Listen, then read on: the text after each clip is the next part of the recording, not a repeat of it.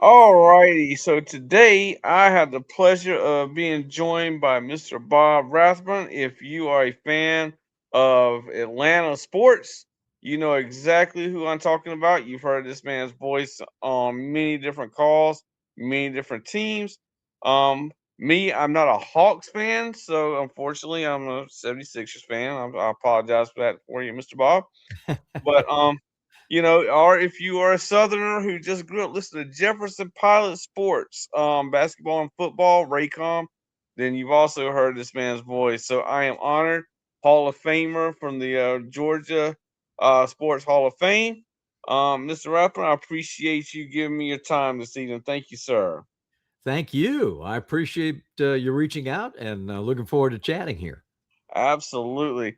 So Mr. Rapper, I'm gonna go ahead and jump right into it. So basically, like I said, where I heard you first was back in Jefferson Pilot days, like I said. You've often described Jefferson Pilot era as having a back porch type of feel. From a technological standpoint, how did you consciously lower the wall between the booth and the viewer to make it feel like a neighborly type of conversation?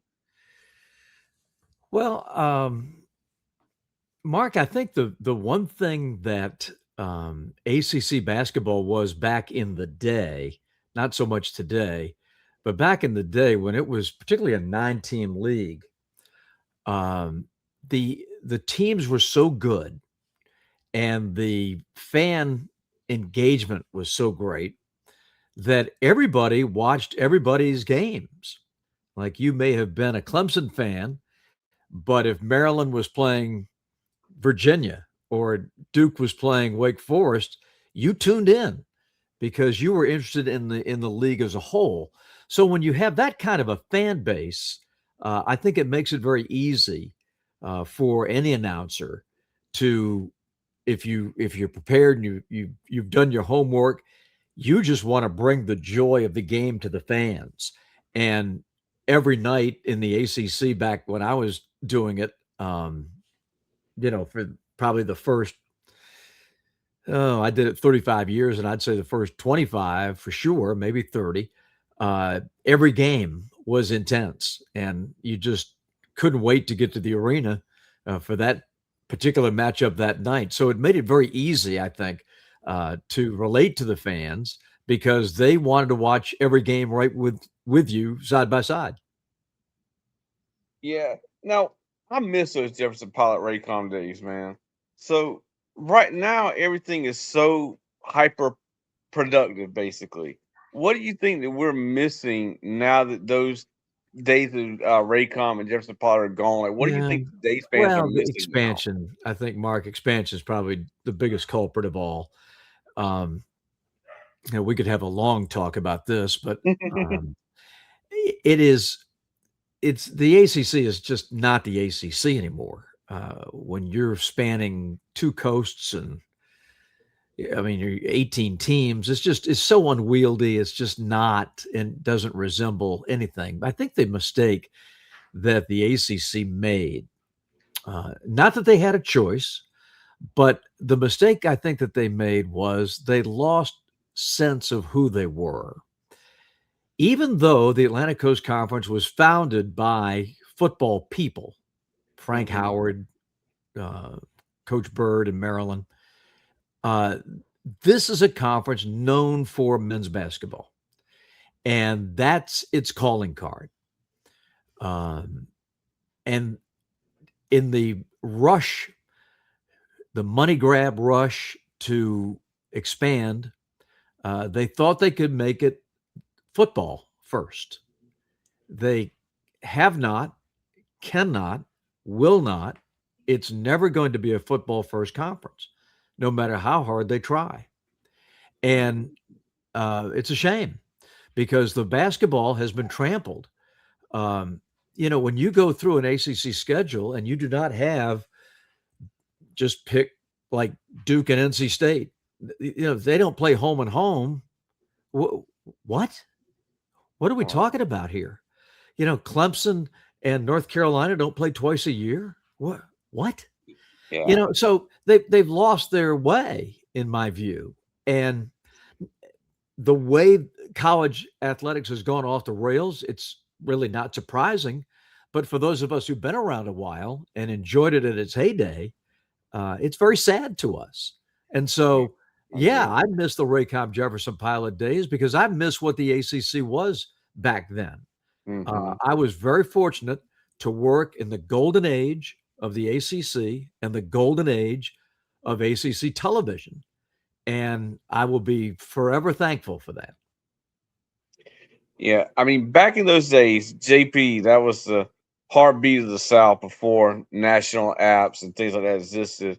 Um, what's one specific, either football Saturday, basketball memory, perhaps a sideline interaction, post game meal, anything like that, that perfectly captures why that era was so special? Do you mean from a television standpoint? Yes, sir. Yes, sir. I think the fact that we were all family, I mean, it meant the world to all of us, whether we were announcers, statisticians, producers, directors, audio people, camera people, you name it. We were a family that covered this for, the better part of 3 months, almost four. Generally, we started at the first of the year when conference play began. Hmm. Uh, but we'd see the same folks, whether we were pulling up to Little John Coliseum or Reynolds Coliseum or, doing the ACC tournament. We had the same family of people to do every game. Whether we did 2 games a Saturday or 3, or we're doing primetime games during the week. And it also meant a great deal to be on that crew. Jimmy Rayburn headed it up for the most part during my time there. And he insisted on having great announcers, great analysts, great producers, great directors. And of course, when you, like we were talking about earlier, when everybody in the Southeast is watching the games, it brings the best out of you. You wanted to have a great production because, everybody was watching and everybody in our business was watching. And it meant a lot to put out a first class product every night. And JP and Raycom had all the archives. So, um, when NC State and Wake Forest played, we had clips of Charlie Davis and we had clips of David Thompson, and we could relate to it because we all lived it. Right. When Ralph Sampson was at Virginia, we lived it, so we can refer back to those things. They can't do that now, and it's not done. They could do it, but they choose not to. But I think that's what made it special. I think, and you're talking about everybody watching these games. I'm a South Carolina Gamecock fan. Uh huh. I live in Greenville, South Carolina, but a South Carolina. I've been a lifetime Yep. Gamecock fan. I'm from a little town called Newberry College, Yep. Newberry High School, Newberry. You went to Catawba, I saw, so I was like, man, Yeah. I was like, that's pretty cool because we used to play them in a lot of sports and stuff. So, Still do. um, yeah, still do, still do. Now, so and I watched those games, and it didn't matter if it was Duke and Wake Forest, or like you said, Maryland, and because like I said, everybody in the Southeast had that same interest. So I think that we are kind of missing out on that. And when Mhm. I talk to my son and my kids about football and things like that, it's all totally different. Now you have super conferences pretty Oh, yeah. much. And Yeah. you're probably going to only have two conferences before long. You're going to have two super conferences, the SEC Yep. and the Big Ten That's the way before it's long. going. Yeah. Um, Now I'm going to transition a little bit to maybe something you might not want to talk about as much. Your time in Detroit. Oh, Um, that's when okay. I I don't mind. Ask away.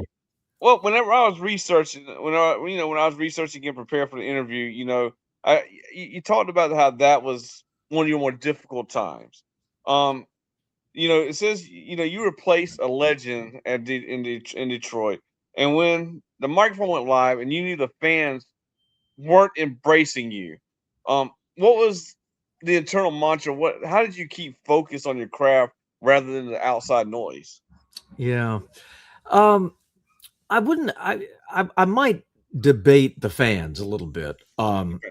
I think the fans were willing to embrace us. Um, the media was not. Mhm. And the media then fed the fandom. Um, but I heard from a lot of fans that said, hey, you guys are in a tough spot and trying to do your best, and we appreciate it. Love the Tigers our whole lives and blah blah blah. But the well was poisoned before we ever got to town, and there was really no hope for us. Rick Riz was my partner. He's getting ready to retire. This is going to be his last year in Seattle, Oh wow. and yeah, I know. And we really went through it because that first year was just awful because nobody really wanted Ernie to be gone. Ernie didn't want to be gone. Um, and then the next year, '93, Ernie came back, which probably made it worse because the three of us were all together, Mhm. but it was unwieldy. Tiger Stadium, the radio booth at Tiger Stadium only seated two people. So it's a Wow. constant, yeah, it was just a constant revolving door. There's no continuity in the broadcast. And then 94, the strike hit. So, we had three just tumultuous years. And it in a way, Mark had a happy ending in a way. Um, Before he passed, Ernie called both Rick and myself and apologized to us. And he said, what I did to you boys was wrong, you know, Okay. and will you please accept my apologies? And he said that I should never have come back. It was your job. I should have given it my blessing, and you'd still be there. So I thought that was interesting. That's something that wasn't written about or reported. That's fine. Yeah. But I said, Ernie, it was, we just wanted to do a good job. We didn't come to Detroit to take anybody's place. Mhm. You were leaving, and Paul Carey, the other guy, was retiring. And Rick and I just applied for two open jobs.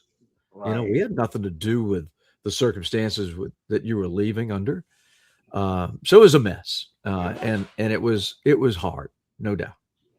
So, and I'll come back to that in a little bit because I want to kind of touch base on that because you're a legend in in Atlanta in the metro area. So somebody's going to follow you one day too. So Yeah. we're going to come back to that. But one thing that I thought was really intriguing when I did my research on this in Detroit, your next door neighbor was Detroit manager and legend Sparky Anderson. Yes. Um, so what did a legend like him did he give you any words of advice to Oh tell you my during those goodness, tough years? we'd have never made it without him. He was the absolute best. He had our backs from day one. He was, I mean, obviously a legendary manager. I mean, you win World Series at each league. Mhm. You count on one hand the people have done that. Right, Just a exactly. wonderful, wonderful man. The whole coaching staff, you know, uh, they were with us. They knew what we were going through because they saw us every day, and they were quite frankly disgusted with everything that we had to go through. So forever I will be indebted to Sparky, to Billy Consolo, Dick Trzaskowski, you know Gene Roof, the entire coaching staff. They embraced us, they helped us, and we wouldn't have made it without them. Yeah, like I said, man, I thought that was really, really intriguing. Well, it's Now, funny, the area we lived in uh-huh, Dearborn, uh, was owned by Ford, as in like the whole city of Dearborn. Back uh-huh, basically, that's Ford's world headquarters, yeah, and there's a big mall called Fairlane Mall. They, mhm, I mean, all these automotive references, but they yeah, also exactly, they had apartments, condos, and homes in a section called Fairlane Woods, uh-huh, and Sparky lived there. Um, Jim Campbell, who was the president of the team, Bo, mhm, when he had a place in there because he lived in Ann Arbor too, but right. Bo was in there. So we had the whole Tiger group, right there, So the in upper that one management. neighborhood, The other coaches lived different places, but Sparky was there mainly because it was close to the ballpark. From mhm, Dearborn to Tiger Stadium was 10 miles, maybe. Wasn't that far. And, everybody else was living in the northern suburbs, in Rochester and Birmingham and up that Yeah. way. And it's 45 minutes to get downtown. And I was like, forget that, because I was still doing ACC basketball. And Right. so I was equidistant between Tiger Stadium and Metro Airport, which was helpful to Mary Beth, my wife, who would drop me Yeah. off at the airport and come get me after ACC games. Oh yeah, I bet that did make it easier than with you Yeah. being living basically in airports for a lot of your life, Right. basically. Right. Exactly. Now, you've been a part of a lot of memorable calls. So when I was looking this up and doing my research, like I said, you were part of, my grandmother was a diehard Braves fan, and so Mm, I grew so those are those memories that you're gonna keep, with you at what used to be Sports South and stuff like that. One call that comes to my mind that I want to talk to you about, and one I think is one of your most iconic calls, when the big cat Andres Galarraga came back from his cancer treatment and hit that first home run after returning. I believe it was in '99 or 2000. I can't remember the exact year. right. Um, Now, how did you balance between being a professional and just allowing like raw emotion just to take over your call? Yeah. That's a good question. I hope I handled it well.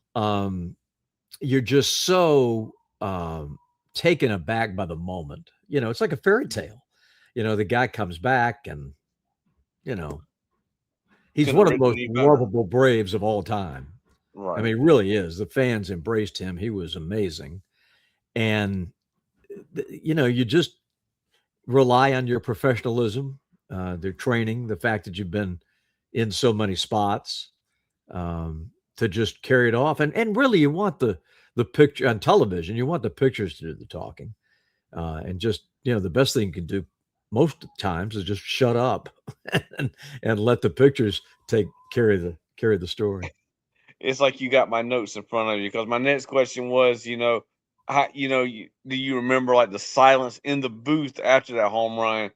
Because like you said, sometimes the best call is, just sitting back and Right, letting the crowd do the talking. right. So, how did you decide when it was your time to make the call and when to let, the crowd just talk Yeah, for I you? I think it mainly came from the truck. The producer and the director. Our director for the Braves is a great baseball director, Roy Alfers, Hmm. and that's his time to shine. He's cutting all these great shots. Those are the ones you remember. The Right. reaction of the fans, the reaction of the dugout, the other team, the other pitcher, his teammates, all that stuff.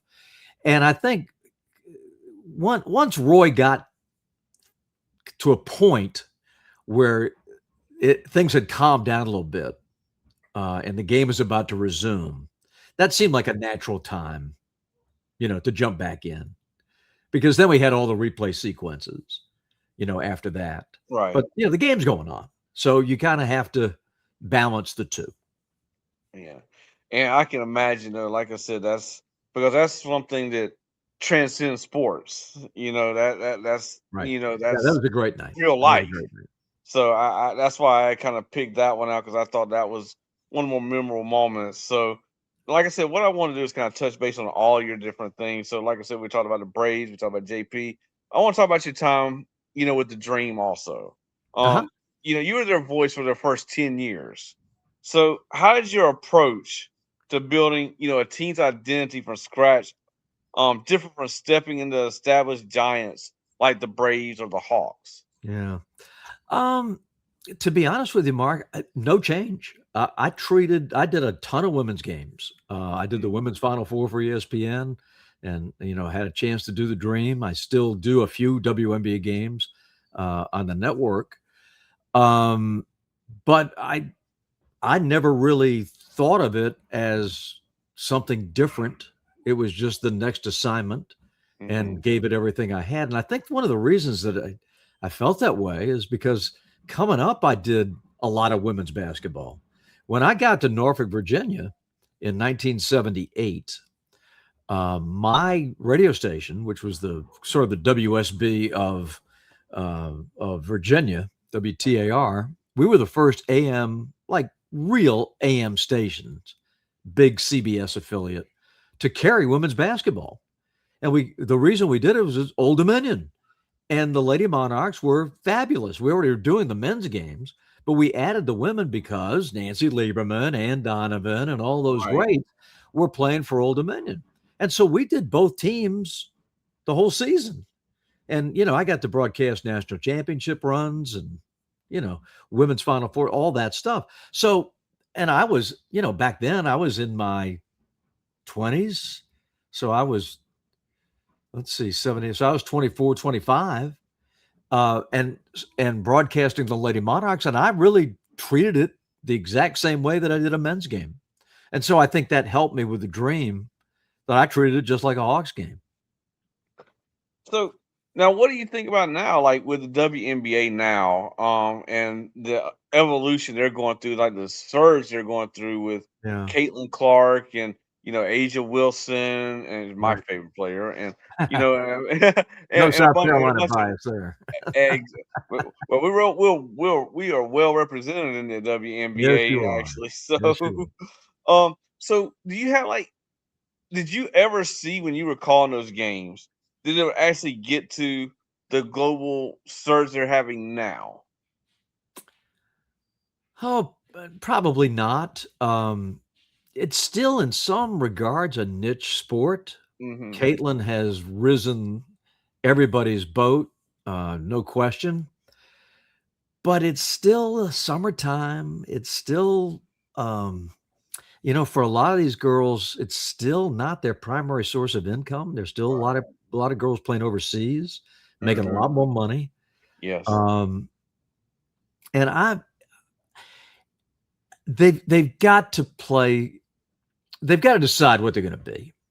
You can't have Atlanta, Washington, Connecticut, and I know Connecticut's changing ownership, but they Hmm. basically play in G League arenas Right. versus Golden State, Indiana, Phoenix, Las Vegas that are packing their arenas of 15, 18, 20,000 people. You just can't have that kind of discrepancy. The dream, if they go to a playoff game, they get to sell 3,000 tickets. Well, Indiana's in a playoff game, and they're selling out Gainbridge Fieldhouse for 18,000. Yeah. Yeah, so the Totally. income disparity has got to be addressed, in my view. So they've still got a ways to go, and I will say, and I would say this if they were all sitting here, if they strike, it will be the dumbest thing in the history of women's basketball. You are going like this. You got Hmm. all the momentum. You got expansion teams coming online. And if you're not More to playing now, come you're out of sight, out of mind. overnight. Hmm. Overnight, it will be out of I sight. agree. And they I can't, agree. they give cooler heads have to prevail.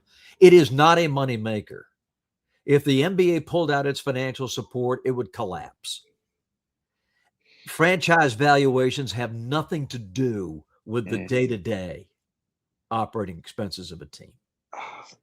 They But just don't. They have I nothing to think do with it. the biggest hurt to them was when Kobe Bryant passed. Because I think he gave them a voice because he was a big proponent of the WNBA. Yeah. Oh, I think Um, I think they've got publicity is not their problem. yeah, The problem is the structure. You've only got how many teams are there? 13? yes, Going on something like that. Yeah, 15, something like that. Next year will be 15, right? next year Toronto be comes 15. on, Portland Yeah, comes back. So I think they were up to 15. I think that's right. that's Um, but you've still got sick franchises. You're not making money. If the NBA pulled its resources out of the W, it oh yeah, would it'd be fold, yeah, fold. And so they got a ways to go and and keep riding the wave. yeah, Don't stop playing. Work this out. Get yeah. on the I court. agree. I I agree. just I don't understand.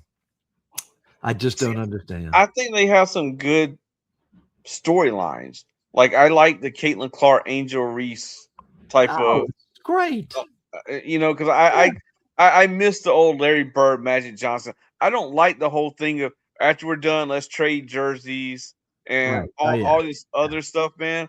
I right. liked when Michael Jordan would drive to the rim and Bill Laimbeer for the Pistons trying to take his head off.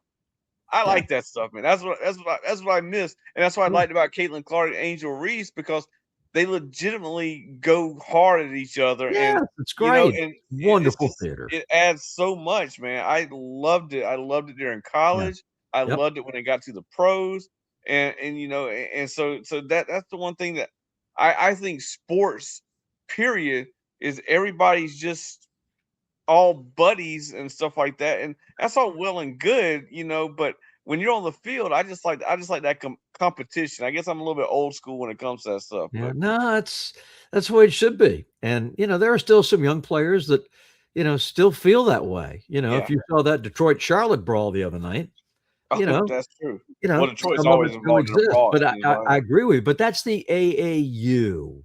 That's Hmm. 20 years of AAU basketball that has changed that dynamic. Yeah, Period. yeah, Period.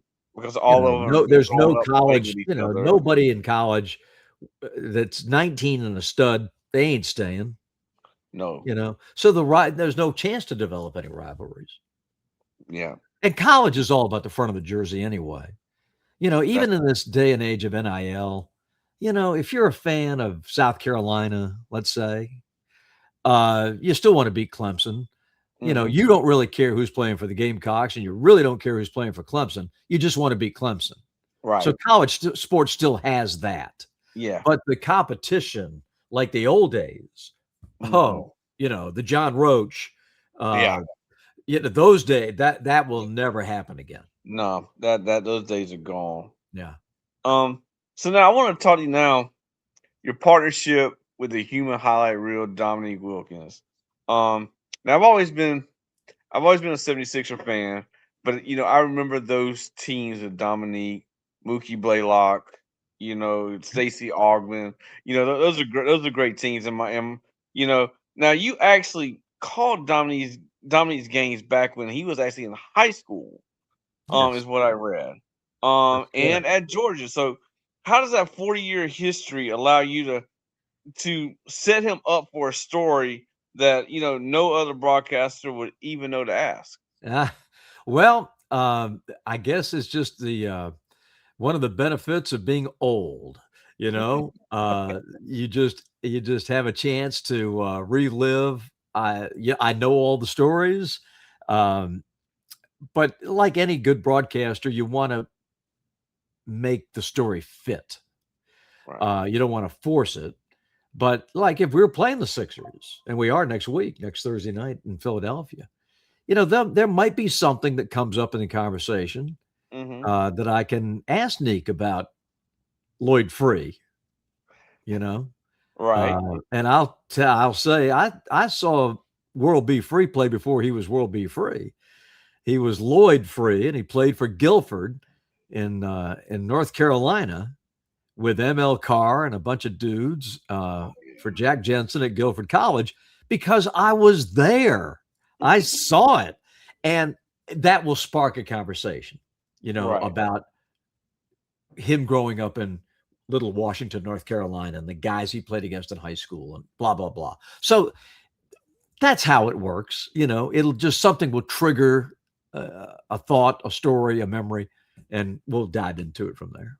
Now, one thing is I want to ask you, because you got All Star Weekend coming up, and the NBA All Star Game is almost pointless anymore. Nobody plays Well, there is defense. no All-Star Eh, game anymore. It's the way they've changed it for this year. yeah. Now it's the Americans against the Europeans or something like that. It's Um, it's it, it's a mess. but you know, this Dominique and Jordan had the greatest slam dunk competition Yes, ever. Never be matched. Never will be matched ever correct, again.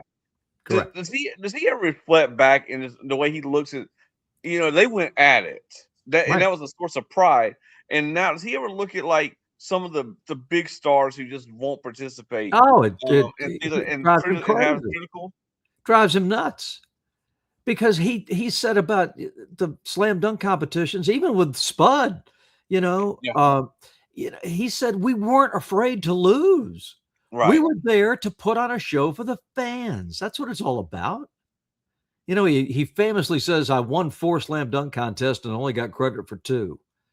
But, that's kind of the way he felt about it. You go Yeah. out there, you do your best. He knows he got jobbed in Chicago when Oh Jordan yeah. won it. Oh yeah. Everybody knows it. Oh Lord, Jordan yeah. knows it, but that's not the point. The Right. point is you do it for the fans. And that irritates him the most, and I think we both blame LeBron, for I agree. never having competed in such a contest because you're worried about your brand. And Yeah. who cares? What? They're going to keep LeBron out of the Hall of Fame because he didn't win a slam dunk competition? It's crazy. Yeah. Crazy. And the way that they I don't play say hard. That's the one thing about for younger fans that only know Dominique through TV, and like he's going to judge a slam dunk contest on Saturday night. They don't know how hard he played every night. He didn't have another star with him. He had to carry this franchise for 10 years. And that's people true. don't really appreciate how hard he played. I agree. I agree. Like I said, I remember, those teams, like you said. I mean, Mookie Blaylock, Stacey Altman, Craigie. Those weren't scrubs, but he didn't No. have like a Oh, big Doc three. Rivers and, Yeah, you he know, didn't. He didn't have like a big three like they have now. And it was so right. funny when I was researching for this interview and stuff. Some clips of Dominique talking about how when he was a rookie playing against Larry Bird and how Larry Bird called him Holmes or whatever Yeah. came up on like a video. And so Yeah. so that is like I said, it's stuff like that is just we just don't have anymore, man. And that's why Yeah. I wondered, if he does like everybody else and blames LeBron also, because that's been one thing that I've always thought of as well. That if LeBron would have competed, you would have had the people like John Morant and the other ones who can do Yeah. this instead of having a bunch of G leaguers. Yeah. You It's know, a disgrace. It's a yeah, disgrace. They just cannot handle the fact that they might not win. And that's not what this is about. no, This is supposed to be a celebration of the greatest hmm players in the world, period. like And I the said, fact that I they was a don't play kid. hard, Neek, not last year because they changed the format, but 2 years ago when they had that god awful 198 to 196 or whatever it Yeah, was, 200 points or whatever. Um, he walked out. He walked out, went home. Said, I'm wow. checking out of the hotel. I'm going home. He was so disgusted. I can You imagine. had Chris Paul taking mid-court shots and Lillard Mhm. taking mid-court shots. What are we doing? Yeah, It was bad. it's like they play harder during the off season workouts than they do play Oh, for the All Star game. 100%. 100%. I mean, and now you've been partnered with him for nearly 20 years, right? And was Yeah, it 17, 15. 18, That's our 15th year. 15th year? So, how do you balance being the traffic cop of the broadcast while giving a Hall of Fame Atlanta legend, the space just to be himself? I guess it's just a product of having done so many games together. I kinda know where he's gonna go, um, so I can give him the rope that he needs, and then there's other times I gotta rein him in, a little bit, but that's just part of the broadcast. Just not just me, we have a producer and, Hmm. so we're all tied together to make this thing work, but it's just it's like being married, I mean, you can finish the other person's sentences, and kind of that's the way it is with us. No great magic. It's just a product of, he knows what he has to Yeah. do. I know what I have to do, and we kind of make it work. But I love him. He's like a brother to me, and um, I'm surprised, quite frankly, I haven't heard from him tonight out in L.A. He'll call and he'll be Uh-huh. ragging on somebody, and did you see this? So the grumpy old man. So I'm waiting for the phone to ring. So Well, you need to tell your brother that there's a guy in Greenville, South Carolina, that's a huge fan of his who would love to sit down and do an interview like this with him. yeah, well, come on down. Come on down to a game and I would love talk to the Atlanta's Hall of not Fame. far. No, it's It, not. Atlanta's Come on not down. far. So I might you never know. I might pop in and I'll be like, I'm calling Great. in this Come on favor, down Mr. Rathbun. anytime. Now, Anytime. there's a couple more things here, and then Yep. I get you on your way, man. One of the things that you've been synonymous with is that catchphrase, "Got it." With Uh-huh. the 3-point shots and stuff like that. When did you notice that that had came to be like what you've been synonymous with? When did you notice that that was something that you was going to be, you know, s- known for now at Yeah. this point? Um, oh gosh, I don't know. I guess I've just been using it. Uh, I think it helps when your team wins and they hit a big shot and you get to Hmm. use it. If you use it in the first quarter, it doesn't really matter. But True. if you got one a game winner or something like that, probably makes it stand out. But I couldn't tell you a time when I first started using that. Now you're currently celebrating your 30 seasons with the Hawks. Does the Hall of Fame induction feel like it was more like a finish line, or what's next in your goals from now, or was Yeah, that the peak right there? yeah. I owe it to the fans to give it everything I've got every night. So I don't look at it as like I've made it. I don't feel that way. Um, I'm still digging. I mean, I've got, I was just sitting here and I've got all my file folder here. This is all the box scores for Philadelphia and stats and everything for next week. So I don't feel like can ever take my foot off the gas. You know, I would be crushed if somebody ever said, "Well, Bob's really good, but boy, you should have heard him 10 years ago." If anybody said that, that would be awful. So Right, I think the game mark keeps you young. Certainly the players do. I right. love hanging out with them. We don't hang out with them, but I mean, I know traveling what with you mean. them and being in the locker room together, and they know that I've got their back, 100% of the time. I love our coaches. I mean, it just keeps you in the game and invigorated. The good Lord blessed me with an enthusiasm that I love to get up early in the morning and I hate to go to bed at night. So I've been like that my whole life. So no, I don't see it as a finish line. I see it as a very, very nice compliment, and it's something I will savor forever. But no, I got to get ready for the next game. Now, it was so funny you just brought out your stats because one thing that when I was doing my research and stuff like that, I saw a lot of your players of college always mention your suitcase of stats. Yeah. Um, Now, does Dominique ever just roll his eyes over at your preparation, or has he started asking to see, what's inside of those stats before the tip off? Um, no, Neek, you say? Yeah.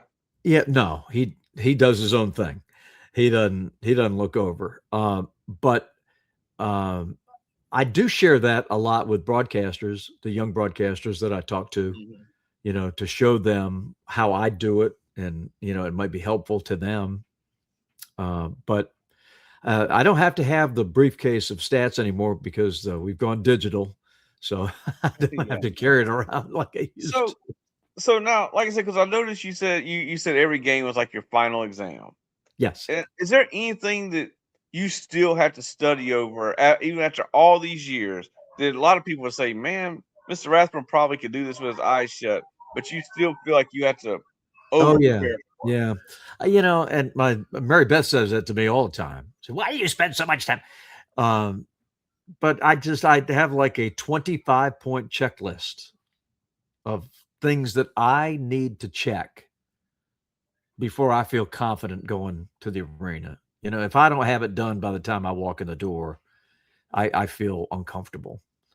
Um, I've got the routine down. I mean, I'm not starting over from scratch, every night, but I've got a checklist of videos, stats, highlights, press conferences, game notes, you name it.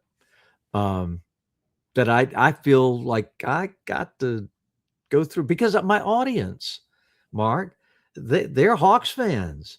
They know as much about the team as I do, Yeah. you know, and I owe it to them to give it everything I've got. And I couldn't go into a game without, half-assing it. I just couldn't. Uh, well, that's the one thing I think that like people like yourself, whenever they listen to you call a game, then they know they're gonna have that memorable moment because they know you're gonna be prepared. You're gonna have that energy. I don't think I've ever listened to a game where you didn't have that energy and didn't and seem like you weren't prepared. So Right. I can definitely appreciate that. No, thank you. Now, one thing that I wanted to talk to you about, and it is you have this philosophy. It's called the lockstep philosophy. You said the winning organizations are lockstep from the GM to the players. After 3 decades, what's the one common trait that you've seen in every lockstep team that you've covered? Well, I think it's really the only way that any organization, sports or business, can operate successfully. When you think to the great Braves teams, you had ownership that was rock solid behind John Schuerholz, for example, to Bobby Cox, to his coaching staff, right through to the players. You knew what the Braves way was. And that's because you didn't have all this going around. And I think back when I was doing the games, they got Gary Sheffield, if you remember, Mm, came to the yeah, Braves. absolutely. And I was like, uh-oh, is this gonna rock the boat? What's this gonna be like? He came in, I swear he was a model citizen. He addressed Bobby Cox as Mr. Cox from the Hmm. day he walked in the door to the day he left. He was absolutely phenomenal.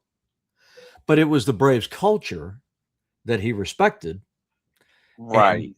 to be a part of it, wanted to, fit right He had to in. conduct himself So a so certain that's way. what I'm talking about. When you've got that, then the winning just is sort of a residue. You get good players and let them perform, and you'll win.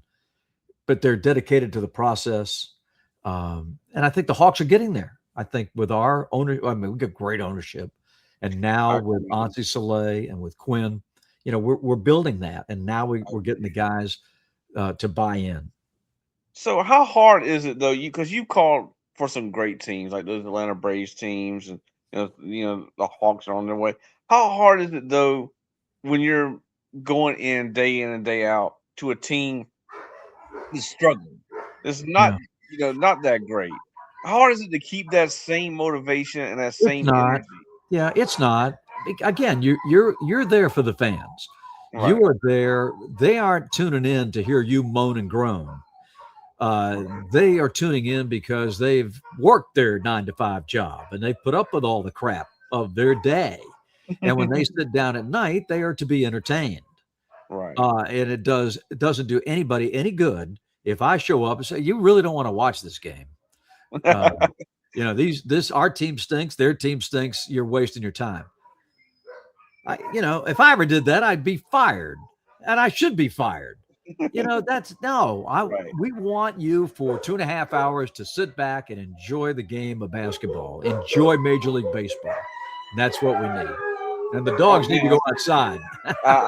One last question for you, and I'll let you go. This is Yeah. it. You started at 12 years old, Salisbury, North Carolina. Yes. Now you're doing this. Now you're still doing this.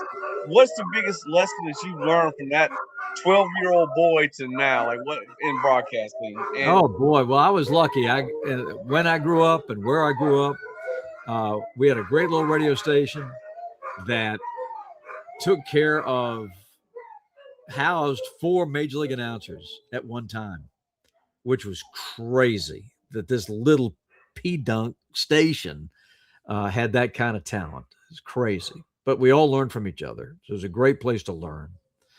My hometown was the home of the National Sportscasters and Sports Writers Association. Since moved to Winston, but was there Mhm. forever. And from the time I got my driver's license until when I left to go to Virginia, um, I was intimately involved with that ceremony. And so I had a chance to meet the legends of the industry, and I had a Right. chance to pick their brain every year at the award ceremony, whether it was Lindsey Nelson or, you name it, Chris Schenkel, which would be, like the Mike Tirico of today. Oh You, yeah. you'd have him in the backseat of your car, for 45 minutes You got driving to from sit the in the Charlotte learning tree. airport. Yeah. And I would ask him, Mr. Nelson, I want to be a great announcer like you one day. What would you say I should do? And so you got all kinds of advice. I wrote for my hometown newspaper, covering my high school team. It was awesome because I got to learn the print journalism side. I got to Hmm. learn the broadcast journalism side, all by the time I was, a college graduate. So I was You very, already had very a lucky. resume before you had a degree. Yeah, yeah, exactly. And I was a speech major. The head of the department taught me. Uh, Well, so now, couldn't have been what better. would you pass on now with your knowledge to future broadcasters No, who I want to just get did. into the I industry? was on with a guy at the University of Arizona yesterday. And I said, it's a lifetime's worth of work, but if you can do two things, you can be a success. Learn how to speak well and learn how to Hmm. write well. If you can do those two things, you can write your ticket. And not many people can. But you got to dedicate your life to it. Right. There's so much to read, so much to um, cultivate as a writer. And I encourage young people, get your own website, put up a blog, learn the Hmm. discipline of writing. Doesn't Right. matter starting out, anybody reads it. That's not the point. The point is start writing, get good at it, have Hmm. somebody who is a pro look at it and offer some tips. Right. Then also work on your style as a broadcaster. You know, get out there and do a high school football game. Volunteer to work at the station Sunday morning at 6 a.m. when nobody else wants to go in. That's how you learn this stuff. You Hmm. don't graduate and go host Sports Center. That's not how this works. Right. You've got to go out there and get in the trenches and learn this. I- Unless you have a famous father who is in nepotism going to get you a job, then 99% of us have to do it the hard way. And that is you got to grind. I told this kid, I said, you start doing high school football, high school basketball, girls, boys, figure out if you like it. And if you do, call me back in 10 years and let me know how you're doing. That was awesome, and like I said, I mean, hearing something like that from somebody who's been doing it in a legend like yourself. So I hope that person, follows that. Now, my wife sent me a text because she's sitting over beside me during this interview. She said, "What kind of dogs do you have?" No, my wife runs a dog rescue. So, Oh, yeah, Rescue Me Georgia, rmgdogs.org. And there's a couple here um, that are upstairs uh-huh. from my office in the basement. And I've got a couple down here with me, but we have a few of our fosters with us this Oh, weekend because their parents are going out of town. So yeah, we're watching the dogs, and there's a couple in here that are being adopted this weekend, and they're that in is the room amazing. behind me, and that's who you hear barking. That is But they're absolutely going out. amazing. They're going out tomorrow afternoon. So, We're big rescue dog people, so man, oh, we good, foster, and good. They're the you know best. all of our dogs are rescues. So They are the best. we're huge onto that, man. We love our rescue dogs, and those are the best dogs we've ever had, Oh truthfully. yeah, So, it's not even close. It's not well, even Mr. Cuthbert, I'm gonna let you go walk your dogs and stuff. This has been okay. a pleasure. I could do this all night long, but you're a busy man. I know you got games to get ready for, dogs to walk. So I'm gonna let you go. But man, I certainly can't tell you enough how much I appreciate you sitting down and giving You me are this so chance. welcome. I'm glad you Um, reached out. as a small time journalist, trying to get to your point. So one day, maybe not as broadcast, but as a writer or something like Yeah, that. just keep So writing. I certainly appreciate that in any Keep in writing. your knowledge tonight. Well, you are more than welcome. Well, thank you, sir, and you have yourself a great night. Okay, pal. Take care. Thank you. Okay. No, sorry about what? Interrupting for dogs.